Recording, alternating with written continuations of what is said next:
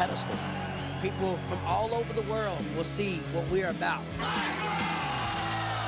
Big Little Brawlers, tonight 8:30 on Discovery.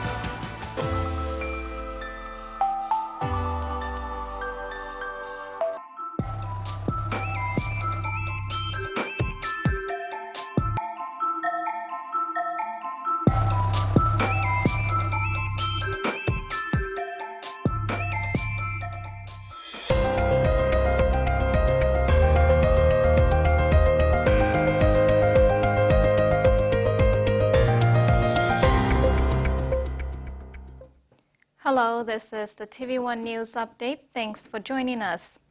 The Gulf Police have warned people in the drug business that the justice system will not be lenient on persons found guilty of conducting this illegal activity. Provincial Police Commander Chief Inspector Jeffrey Lamb said on April 10 the Kerma District Court sentenced 12 men, all from the Highlands region, to a total of 281 years in jail for drug offenses ranging from facilitating, conveying or transporting to selling and distributing controlled substances of marijuana. 7 were found guilty of conveying controlled substances under the Controlled Substances Act of 2021 and sentenced to 30 years imprisonment at the Bomana prison in Port Moresby. The rest were found guilty of selling and distributing the drugs and given lesser penalties based on the amount each one was dealing with. They were given an additional 10 years to be served concurrently. The 12 suspects were caught between 26 January and 1 March 2024 in Kikori District while they were moving drugs into the Gulf through Kikori. The drugs were packaged in traveling bags, industrial buckets, medicine plastics, and wrapped in foil. The Pacific Islands Forum Fisheries Agency, in collaboration with the Pacific community, hosted its first ever Gender Equality and Social Inclusion Forum at the Forum Fisheries Agency Conference Center in Honiara last week. Over 3 days, 9 to 11 April, the forum facilitated discussions among over 60 leaders and representatives from FFA and SPC members, civil society organizations, the private sector, and development partners to deliberate on gender disparities and promote inclusivity. The first ever Equality and Social Inclusion Forum aims to spark meaningful conversations about diverse historic challenges such as recognition, increase in roles for women, and socio-economic contribution of women to fisheries that have historically stalled, the recognition and quantification of women's roles and socio-economic contributions in fisheries. One of the forum's core objectives is to enhance the participation of all stakeholders, especially women and marginalized groups, in fisheries management and development processes. FFA and SPC are committed to transforming these discussions into actionable initiatives that support the equitable growth of the Pacific fisheries sector. Papua New Guinea is a member to the Pacific Island Forum Fisheries Agency and Pacific Community. The discussions at this forum will greatly depend on the Fisheries Minister Jelta Wong and the National Fisheries Authority to ensure supportive environments for marginalized groups can effectively participate in decision-making. Several ward councillors from Nipa Basin local level government have objected to the creation of 8 new council wards in the LLGs in Nipa Kutubu District, Southern Highlands. The councillors are petitioning the Minister for Provincial Affairs to look into this issue as they believe there was no proper consultation done in the creation of additional council wards in the Nipa Basin LLG. According to them, the Nipa Basin LLG is made up of 37 council wards with an estimated population of 100,000 and shares a border with Magarima in Hela and Lai Valley in the Mendi Munio. They said they have only agreed during the LLG meeting early this year to pass a resolution for the creation of the Upper Nipa LLG and not the creation of 8 new council wards. Their issue is yet to be addressed. The third Provincial Chapter of Papua New Guinea and Solomon Islands themed Passionate About Jesus Christ, dedicated to young people, wrapped up on April 12, led by Father Gregorio Baikomong. The gathering of 16 members from diverse backgrounds delved into topics like love, evangelization, and youth engagement. Eucharistic ceremonies led by Bishop Peter Baquero set a spiritual tone, emphasizing the vocation of evangelizers. Discussions touched on cultural context, ongoing formation, and the care of lay mission partners. The chapter concluded with a call to gratitude and compassion towards youth, accompanied by the gifting of missionary rosaries to mark their mission. In regional news, all 6 people who died in Saturday's Bondi attack in Sydney were much-loved members of the community. Among them were a young mother and a security guard working his first shift and a local surf lifesaver. The victims have been remembered by family, friends and colleagues who've shared their shock and grief. And unsuspecting. Sydney mother Ashley Good was shopping with her 9-month-old baby when she was killed. It is incomprehensible that such a beautiful family has been so aggressively affected by the events that occurred in Sydney yesterday. This is every family's worst nightmare. Right now it's the country's worst nightmare. Faraz Tahir was killed trying to protect others. The 30-year-old from Pakistan had been in Australia for just over a year. It was his first day as a security guard at Bondi Junction. Tonight, friends gathered at a vigil near the site. He was a lovely guy. He was very helpful all the time.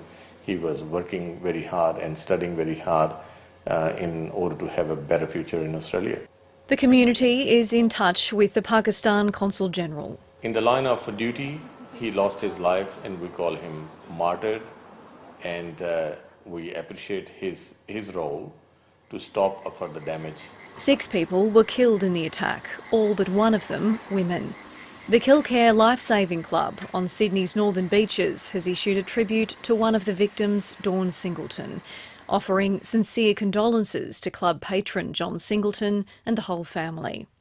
Another victim, 47-year-old Jade Young, was a member of the Bronte Surf Lifesaving Club, which has cancelled an event this evening acknowledging the difficult time for the community, encouraging members to speak to your GP to assist you in processing this tragedy.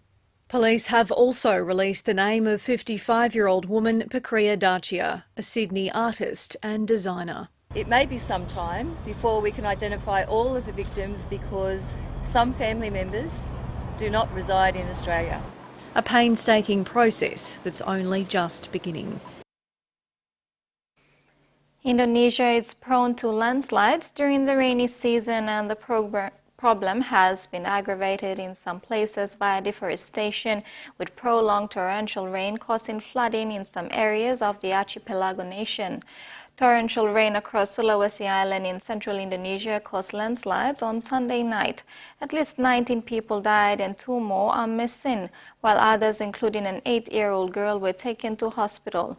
Downed communication lines, bad weather and unstable soil were hampering the rescue efforts.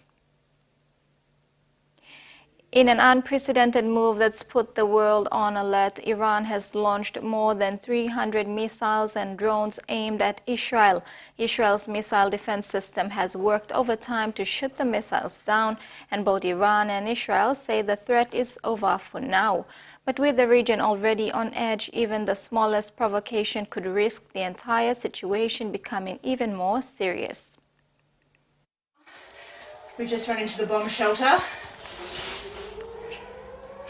We've just been outside and we've been watching this massive barrage of rockets coming over us right now.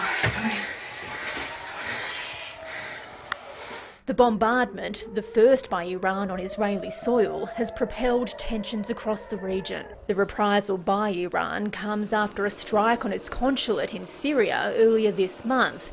While Israel never claimed responsibility, Iran vowed revenge for the 13 lives lost in the attack. Iran says the attack was a warning shot, but any further strikes would bring a more severe response, and it's cautioned the US not to get involved.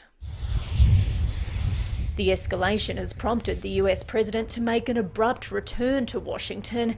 After speaking with the Israeli Prime Minister Benjamin Netanyahu, Joe Biden doubled down, describing the United States' support for Israel as ironclad. World leaders have condemned the aggression.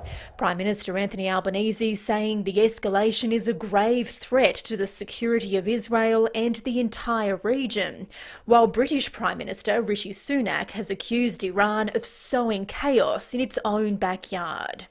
Multiple thresholds have been crossed here that have not been crossed before.